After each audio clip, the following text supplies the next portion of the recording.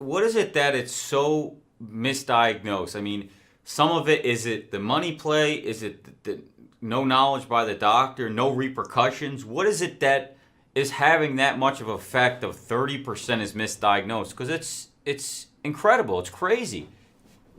Well, it's crazy. Uh, this doesn't, by the way, this doesn't happen in our peer countries like Australia, New Zealand, Canada, and the UK. That this doesn't happen in those countries. And by the way, I ran one of the biggest benefit plans in Canada, one of the biggest ones in UK in my career.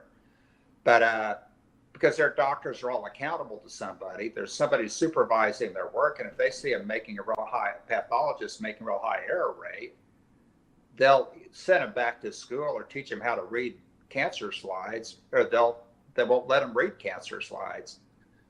But a pathologist in America can have a 30% error rate on reading slides, and they never get sanctioned because they're accountable to no one. Uh, And yeah, and it's no, how is that they're not, and maybe you want to talk about the malpractice, because I didn't understand. Mike, remember, if you recall my question to you, it was basically like, well, Tom, how in the hell are the attorneys, the blood not in the water, and the attorneys making millions of dollars suing doctors for overtreating, misdiagnosing patients? Like, why is that? well, uh, this is complicated. This would be worthy of another show sometime, but uh, trial lawyers have told me that they can't sue doctors for overtreating and overdiagnosing patients and overtreating them.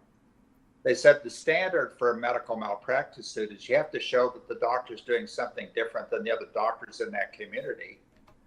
And in most communities, the doctors are overtreating, overdiagnosing, so they can't win. They can't win malpractice lawsuits on that.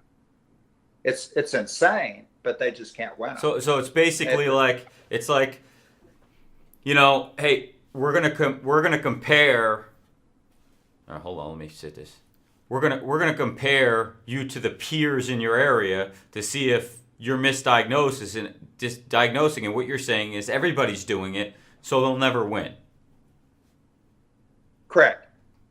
Yeah, I, But I remember when you. the trial lawyers would love to go after the medical Oh, community, but they can't. yeah, I remember. I Uh, remember I was astonished by it when you told me that, and I was, not sure as to why they haven't done it already. And guys, there's two types of malpractice. Type one, I leave a sponge in you. I forget. I tie you up. I forget. And then type two is what we're talking about here: misdiagnosis, overtreatment, things like that. It's yeah, mind-boggling. medical malpractice is doing a procedure and doing it poorly. Type 2 is doing a procedure that didn't need to be done. But in 96, only about 4% of the doctors in America are accountable to somebody. And that's the ones I put in the Walmart Centers of Excellence program, the ones I put in Edison Healthcare. The other ones are accountable to no one.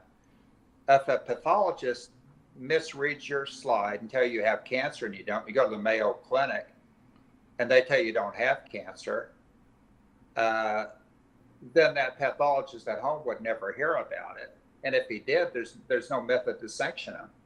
They have a contract with the hospital to do that work, and there's just no mechanism to sanction them. In our peer countries, they have mechanisms to sanction people like that, but not in America. And the doctors in our peer countries call doctors in America cowboys because they won't let anybody else look at the patient. They won't let them get second opinions.